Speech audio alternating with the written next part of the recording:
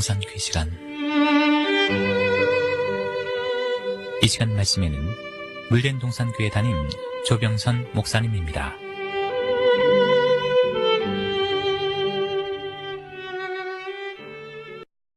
할렐루야, 물된 동산교회 조병선 목사입니다.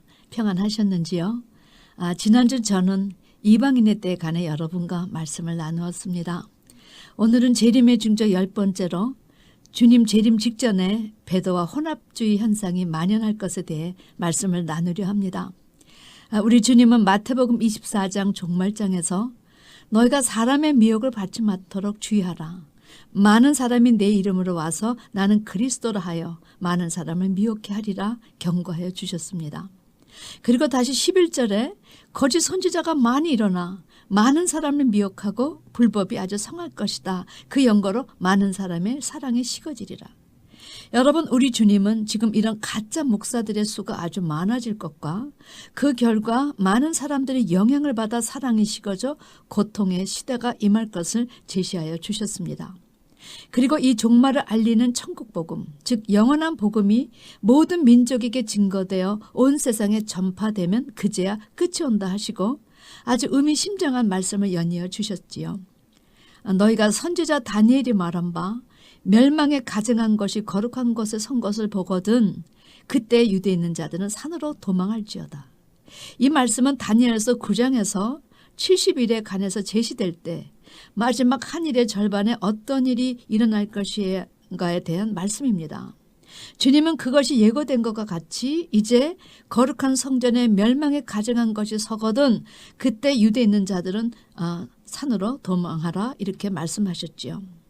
그런데 성도 여러분, 과연 어떤 멸망에 가증한 것이 나타나기에 그런 것이 거룩한 것에 서거든 뒤도 돌아다보지 말고 산으로 도망가라 하셨는지요. 여러분, 우리 시대에 성도가 도망갈 산이 있다는 사실을 아시고 계셨는지요. 아니 그것이 구체적으로 어디인 줄 아시는지요. 23절에 그때 사람이 너에게 보라 그리스도가 여기 있다 혹은 저기 있다 하여도 믿지 말라.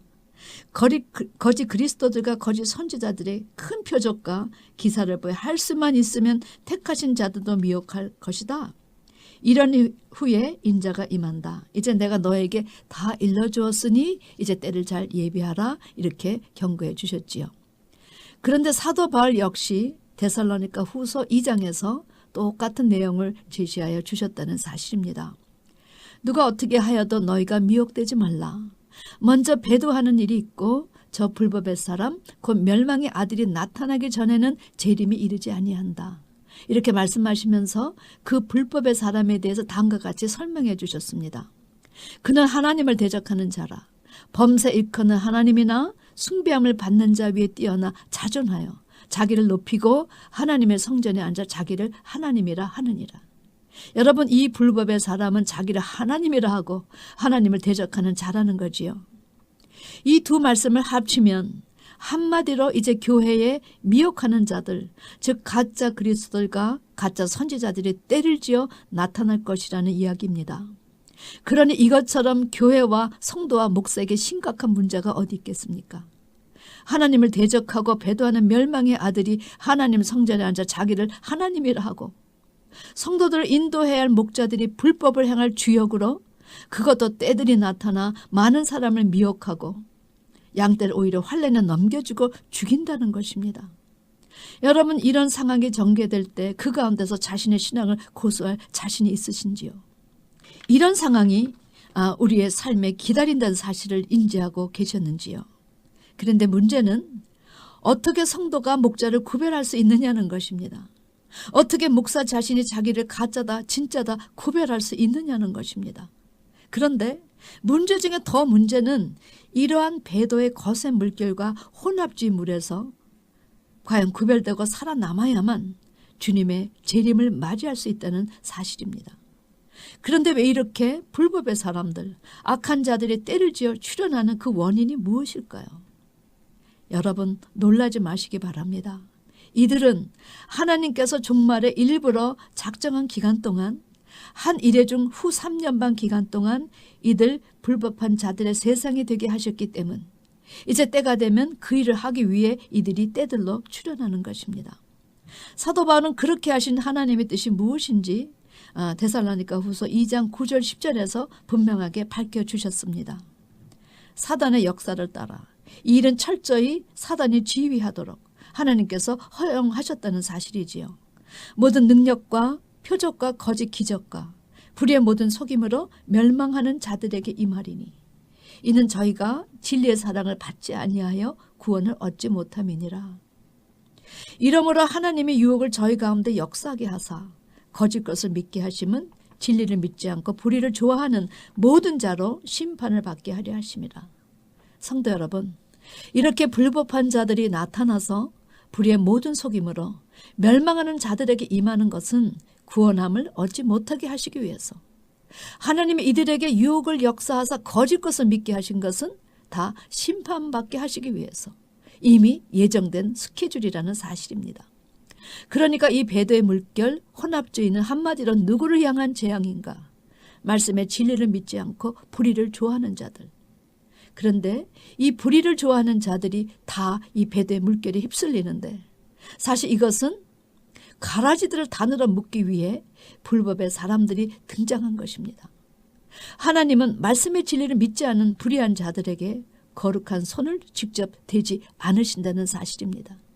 대신 하나님을 대적하는 가짜 그리스도들과 가짜 선지자들의 더러운 손에 붙이시는 방법을 택하신 것이지요. 여러분, 이것이 하나님 나라 원리입니다. 종말에 등장하는 세 단어 기억하셔야 됩니다. 용과 짐승과 거짓 선지자.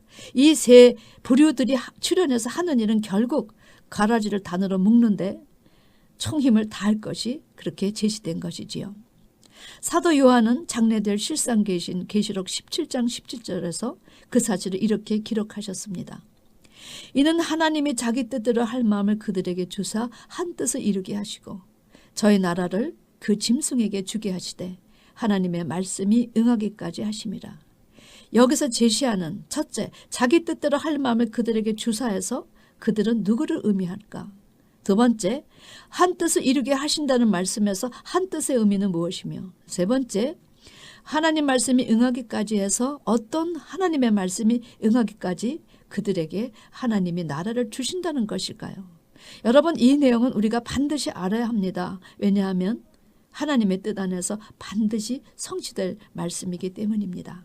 자, 그러면 첫째 해답은 그들은 계시록 13장에 바다에서 올라온 짐승과 땅에서 올라오는 짐승을 말한다는 것입니다. 하나님은 적그리스도와 거짓 선지자들에게 자기 뜻대로 할 마음을 주셨기 때문이지요.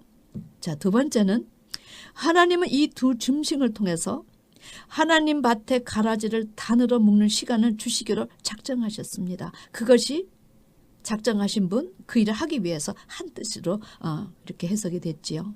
세 번째는 가라지 전체를 다 단으로 묶으면 불못에 쳐넣어 악의 세력을 모두 멸절하여 하나님의 말씀을 성취하는 것이 바로 응하기까지 하심이라의 의미였습니다. 하나님이 이렇게 당신의 나라를 정하신 기간까지 짐승들에게 주셔 한 뜻을 이루게 하시는데, 사도 요한은 이들이 얼마큼 불법과 가증한 일을 행하였나 그 사실을 계시록 17장과 18장에 그 실상을 자세히 설명해 주셨습니다. 오늘 계시록 17장 1절에서 6절 말씀 보겠습니다. 1절, 또 일곱 대접을 가진 일곱 천사 중 하나가 와서 내게 말하여 가로되 이리 오라. 많은 무리에 앉은 큰 음녀에 받을 심판을 내게 보이리라. 여러분, 이 많은 무리에 앉은 이 큰 음녀의 정체가 무엇입니까? 이 타락한 음녀는 이제 종말의 대환란기에 정치와 종교 통합 운동을 일으킬 짐승 정권과 야합할 그런 배도한 교회를 의미합니다. 하나님은 우상을 숭배하여 하나님을 배도한 이스라엘을 음녀로 표현하셨지요. 계시록 12장에서는 이런 배도의 물결을 큰 용이 주도했는데 그 용이 적그리스도와 거짓 선지자와 함께 하나님의 밭을 초토화하려다 하나님께 심판을 받게 되는 장면이 제시됩니다. 2절에 땅의 임금들도 그로 더불어 음행하였고 땅에 거하는 자들도 그 음행에 포도주에 취하였다 하고, 이 음녀는 세상과 벗된 교회입니다. 이 음녀는 하나님의 말씀을 가하거나 감해서 늘 성도들에게 음행의 포도주를 먹인 교회지요. 그러므로 성도들을 하나님 하늘 차원으로 변화시키지 못하고 그저 땅의 차원으로 만들어버린 배도 교회에 대한 표현이었습니다. 3절 말씀, 곧 성령으로 나를 데리고 광야로 가니라. 내가 보니 여자가 붉은빛 짐승을 탔는데 그 짐승의 몸에 참남된 이름들이 가득하고 7머리와 10뿔이 있으며. 여러분, 7머리 10뿔을 가진 이 붉은빛 짐승은 이제 우리 시대에 나타날 적그리스도를 말합니다. 이 적그리스도가 세계를 통합하기 위해서 종교권을 등에 태우죠. 마치 종교권을 우대하는 것 같이 괴계를 행하나 사실 이것은 야합하기 위한 쇼였습니다. 짐승은 이 음료를 위용하고 나면 이 음료를 불에 태워 죽입니다. 왜냐하면 이 적그리스도가 무신론자이기 때문입니다.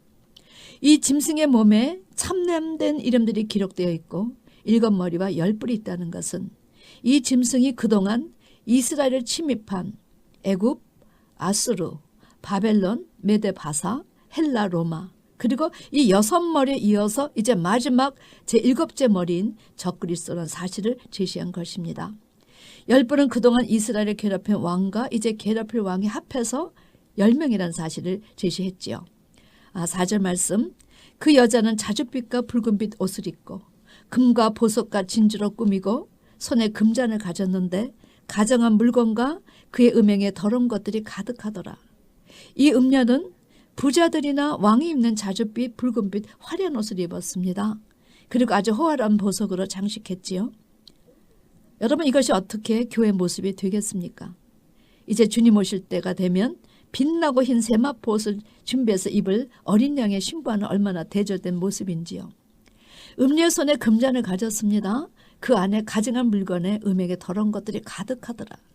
이 음녀는 각종 가증한 물건과 음행에 더러운 그런 것을 가득 금잔에 담아서 마치 과거 이 바벨론이 금잔에 온 세계를 죽게 하는 포도주를 담아 열국에게 마시게 해서 그로 인해서 미치게 한 것처럼 이 음녀도 같은 짓을 되풀이한다는 사실을 표현한 것입니다. 5절 말씀, 그 이마에 이름이 기록되었으니 비밀이라 큰 바벨론이라 땅의 음녀들과 가증한 것들의 어미라 하였더라. 여러분, 이 음녀는 땅의 음녀들과 가증한 것들의 어미, 즉 모든 배도 현상, 혼합주의, 종교다원주의 그런 모든 것의 본산지라는 것입니다. 그 결과 세상은 모르지만 세상은 큰 성이라고 칭찬했지만 하늘에서는 큰 음녀요, 큰 바벨론으로 불렸다는 사실이지요. 얼마나 불법을 많이 행하였는지 바벨이란 단어가 붙었다는 것입니다. 우리는 종말의 교회에 이렇게 대다수 교회가 바벨이란 단어가 붙은 것에 대해 가슴을 치며 깨도 기도해야 할 것입니다. 6절은 또 내가 보매 이 여자가 성도들의 피와 예수의 증인들의 피에 취한지라. 내가 그 여자를 보고 기이 여기고 크게 기이 여기니. 주님의 재림을 앞두고 교회가 많은 열매를 내기 위해 해산의 아픔을 경험할 바로 그때에 이 음녀는 오히려 하나님의 말씀과 예수를 증거하는 그런 증인들을 죽이는 일에 앞장을 섰다는 것입니다.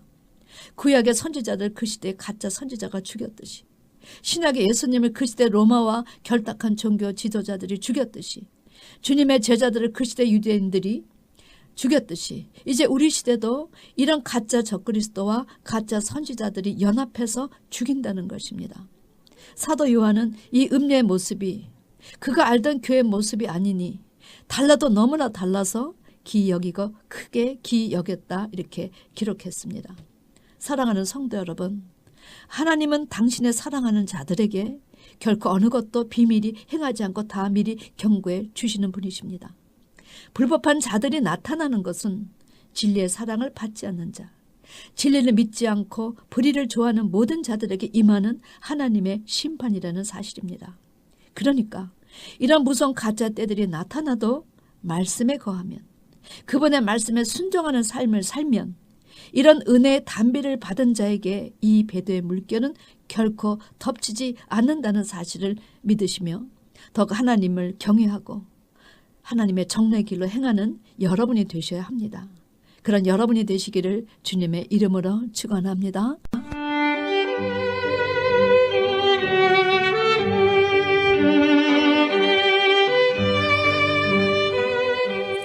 지금까지 말씀에 물된 동산교회 담임 조병선 목사님이었습니다.